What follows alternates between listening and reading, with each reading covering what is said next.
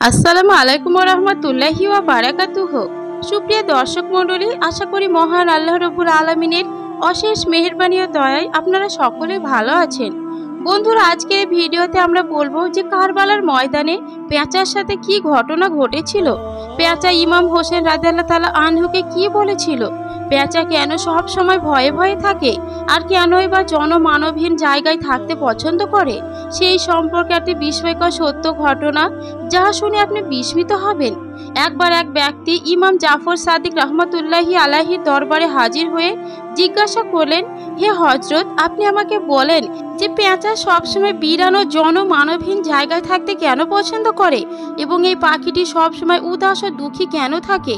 এ কথা শুনে ইমাম জাফর সাদিক রহমতুল্লাহি আলাইহি বলতে লাগলেন, ওহে আগন্তুক, আজকে যে পাখিটিকে তুমি এমন দেখছো, এই পাখিটি কিন্তু সবসময় এমন ছিল না।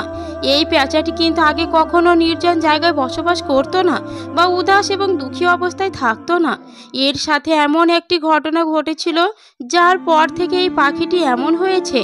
এই কথা শুনে লোকটি বলতে লাগলো, হে হজরত, কি এমন ঘটনা, তার সাথে কি এমন ঘটনা ঘটলো। তার কথা শুনে হজরত ইমাম জাফর সাদিক রহমতুল্লাহি বলতে লাগলো, এই পাখিটি হুজুর সাল্লাল্লাহু আলাইহি সাল্লামের বংশধরদের ভালোবাসে।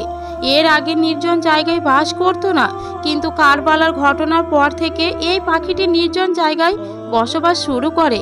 যখন এই পাখিটি জানতে পারে যে হজরত ইমাম হোসেন রাদিয়াল্লাহু তাআলা আনহু ও তার কাফিলা সহ কারবালার ময়দানে অবস্থান করছে, তাই এই পাখিটি ৯ মহরম রাতে কারবালার ময়দানে পৌঁছায় এবং হজরত ইমাম হোসেন রাদিয়াল্লাহু তাআলা আনহুকে বলতে লাগলো, হে হোসেন রাদিয়াল্লাহু তাআলা আনহু, আমার জন্য কি হুকুম।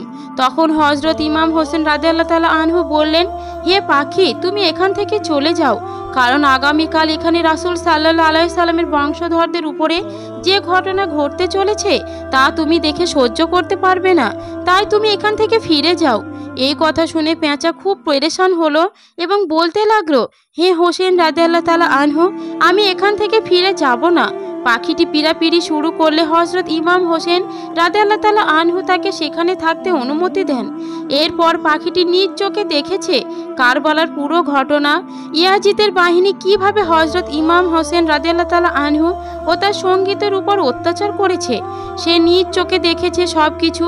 হজরত ইমাম হোসেন রাদিয়াল্লাহু তাআলা আনহুর মাথা মোবারক কেটে ফেলার দৃশ্য পাখিটি নিজের চোখে দেখেছিল। পেঁচাটি হজরত ইমাম হোসেন রাদিয়াল্লাহু তাআলা আনহুর দেহ মোবারককে নিজ চোখে ইয়াজিদ বাহিনী ঘোড়ার পায়ের তলে পদদলিত হতে দেখেছিল। আহলে বাইতের উপর এমন অত্যাচার দেখে তার অন্তর মানুষের প্রতি বিদ্বেষ জন্ম নেয় এবং সে মানুষের উপর বিশ্বাস হারিয়ে ফেলে এবং সেখান থেকে এই পাখিটি মানুষের লোকালয় থেকে দূরে এমন একটি জায়গায় বসবাস করতে শুরু করে যেখানে মানুষের ছায়াও তার উপর পড়তে পারে না। এইভাবে এমন একটি পাখি যেটি রাসূল সাল্লাল্লাহু আলাইহি ওয়াসাল্লাম ও তার পরিবারবর্গ এবং বংশধরদের ভালোবাসে, কিন্তু আজও অনেকে পেঁচাকে অপয়া অলক্ষী মনে করে। সে যদি কোনো বাড়ির আশেপাশে এসে ডাকে, তখন লোক ভাবতে থাকে যে তার উপর কোনো বিপদ মুসিবত আসতে চলেছে।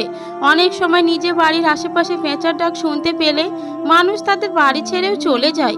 প্রিয় বন্ধুরা, মনে রাখবেন, পেঁচাকে হতভাগা বলা এটি মূর্খতা সুলভ কাজ।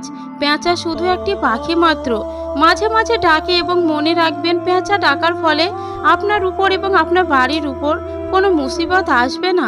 সে রাতে ডাকুক বা দিনের বেলায় ডাকুক, কোনো সমস্যা নেই। তাই এইসব কুসংস্কার থেকে নিজেকে মুক্ত রাখবেন।